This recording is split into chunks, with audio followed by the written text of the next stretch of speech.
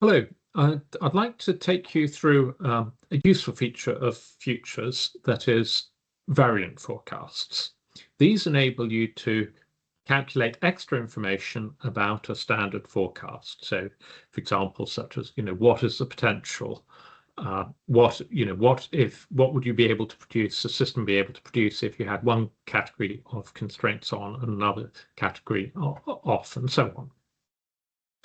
And now, the key thing is that if you try to generate that information as just another ordinary forecast, you run into the issue that a potential will start off at a higher rate, and then all the wells will age faster, and so the potential rate will drop below your constrained rate after a certain time, which is probably not what you want to see.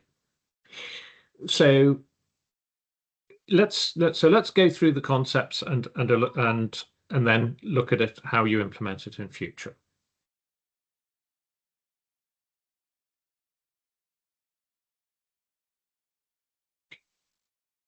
So if we have a standard constrained forecast, it'll be doing something like that versus time declining. If we calculate the unconstrained rate that the system could produce at, it'll start off higher. But then if we run a forecast, an ordinary forecast in unconstrained, those higher rates will mean that the wells produce more, age faster, and decline more. So eventually the unconstrained rates will drop below the constrained rates. In cumulative terms, what that is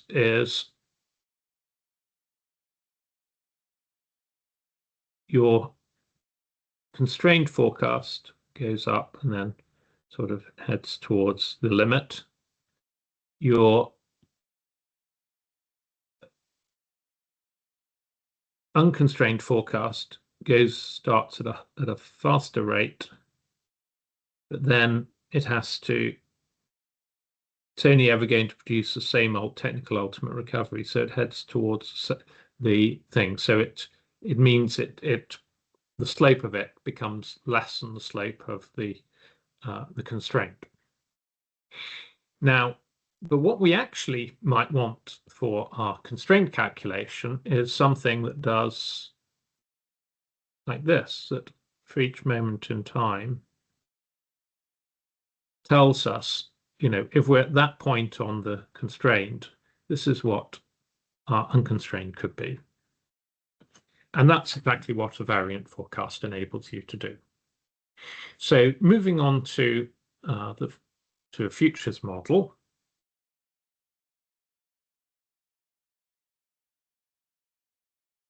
This is a model with one of the standard demos with 200 or so, 190 wells.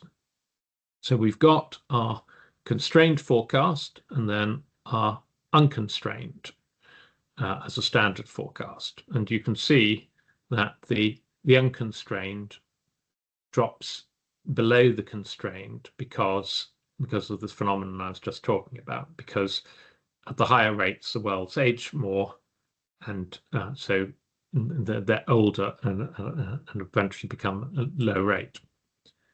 So same feature, the unconstrained goes up faster, but then it bends back down because it's going to arrive eventually at the same technical ultimate recovery as the constraint. So if we want instead to see at each moment in time for the constrained forecast, what the unconstrained would be, we define a variant forecast. So I'll take you through the procedure. And this will be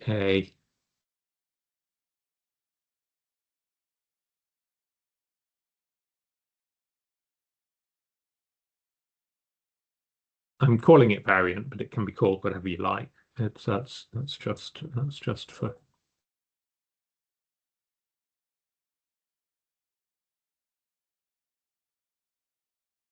The key thing is that you specify it here as a variant. And then it's a variant of the standard or roll-up forecast above it. And again, you can set it there or set it from that. So let's run these, again, the constrained forecast, and then these two forms of unconstrained. And let's look at the results. So 190 wells takes about 20 seconds or so.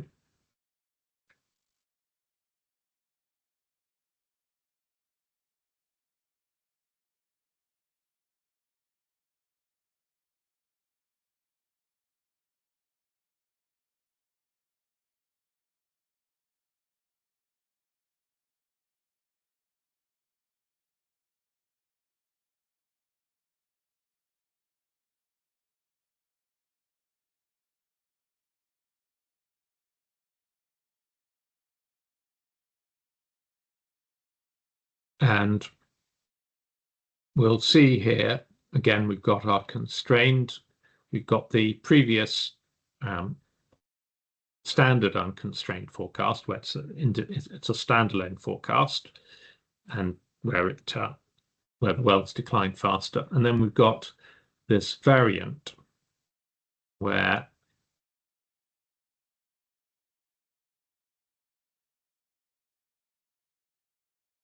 the variant takes the condition of the wells from the parent standard forecast, and then for that cumulative and those conditions, it then calculates the rate. So what essentially it does is it trundles along here, and then at each point it calculates the unconstrained. It trundles along to here, calculates the constrained, and so on. And now, one thing to note is that the area under the variant doesn't correspond to a physical production. In fact, the variant cumulatives are those of the parent standard forecast. So you can see the two are identical. So the variant cumulative, on which is not the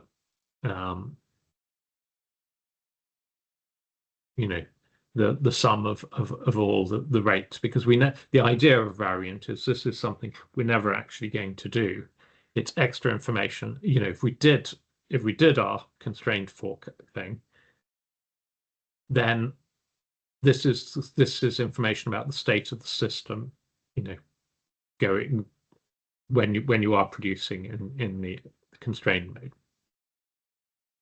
And to illustrate the usefulness of it, we can look at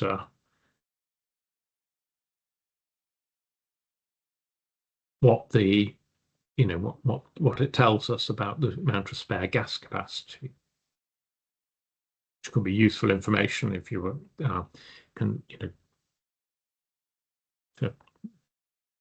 for planning purposes and so on.